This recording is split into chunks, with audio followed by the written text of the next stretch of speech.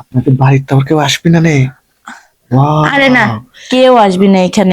আবি হ্যাঁ পাইতেছেন? হ্যাঁ, আসি, আসো। আবি তাহলে কি আমার টাকার ব্যবস্থা কি হয়েছে? টাকার ব্যবস্থা তো ভাই, কি যে বলবো, বলার মতো কোনো ভাষা নেই। তোমাকে যে বলবো যে 2 দিন পরে আসো, সে মুখটাও আর আমার নেই। আবি শোনেন, আজকে কিন্তু আমি কোনোভাবেই শুনবো না নে।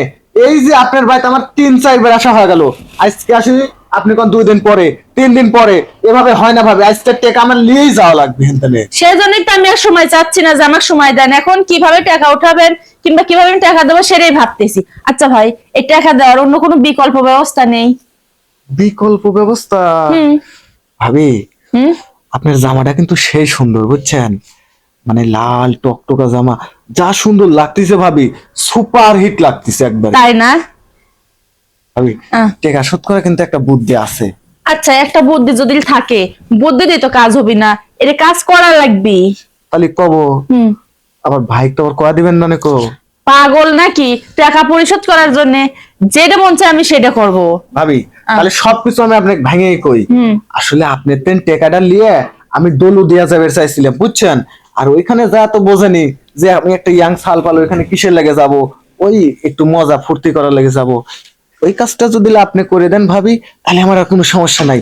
টাকা শোধ দেওয়ার পরেও আমি আরো আপনাকে 200 টাকা বেশি দিয়ে যাবো না। ধরো ভাই, এটা আপনি কি করছেন? আমি আপনাকে নিজের ভাইয়ের মতো দেখতাম। আমি ভাবছিলাম যে আপনার সৎ ভালো কোনো পথ আমাকে দেখাই দেবেন এই টাকা পরিশোধের জন্য।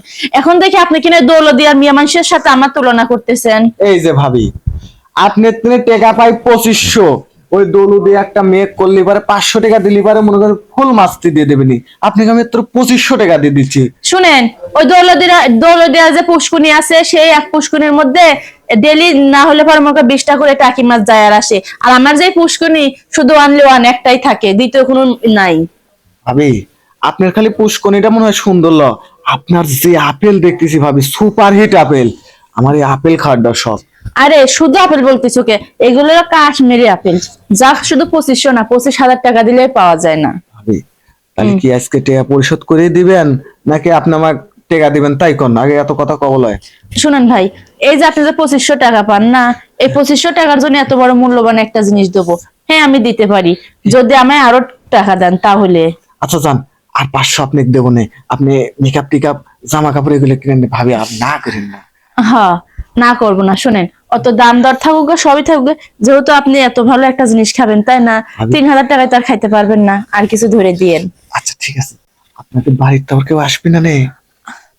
আরে না, কেউ আসবি না এখানে। ভাবি আপনার তো জিনিস দুটো দেখা যাচ্ছে না, দেখেই মনে করছে খপাত করে খায় ফেলা দেয়। সত্যি কথা ভাবি। আরে খপাত করে খালে তো স্বাদই বুঝলা না। ধীরে ধীরে খা, কথা আছে না, আস্তে রাধো ধীরে বাড়ো তারপরে তার মজা নাও, কথা আছে না? তাই নাকি? হুম। আচ্ছা ঠিক আছে, তাহলে আপনি আমাকে আস্তে আস্তে একটু আদর দেন যাতে খুব ভাল লাগে। আচ্ছা ঠিক আছে।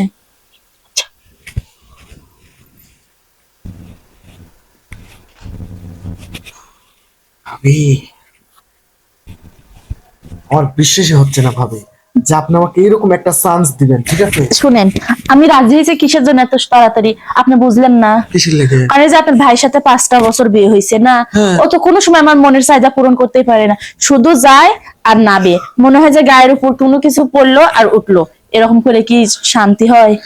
এই ভাবি আপনি ওটা নিয়ে টেনশন করেন না, আপনার কাছে সব হয় দেবো বুঝছেন। আচ্ছা, যা যা লাগে সব হয়। যদি আজকে আমার সবকিছু মন মতো হয় তাহলে নেক্সট টাইম আর চাওয়া লাগবে না, না চাইতে বৃষ্টি আসবে। আচ্ছা ঠিক আছে, আপনি শুয়ে পড়েন তো। আরে আমার কিন্তু খুব ভয় লাগতেছে, যদি কেউ আবার আসি পড়ে। আরে নদীর পানি দেখলে তো সবারই ভয় লাগে, কিন্তু যখন নদীতে গোসল করে তখন কিন্তু মানুষের ভয় ভেঙে যায়, বরঞ্চ আরো মজা লাগে। হ্যাঁ। আচ্ছা ঠিক আছে।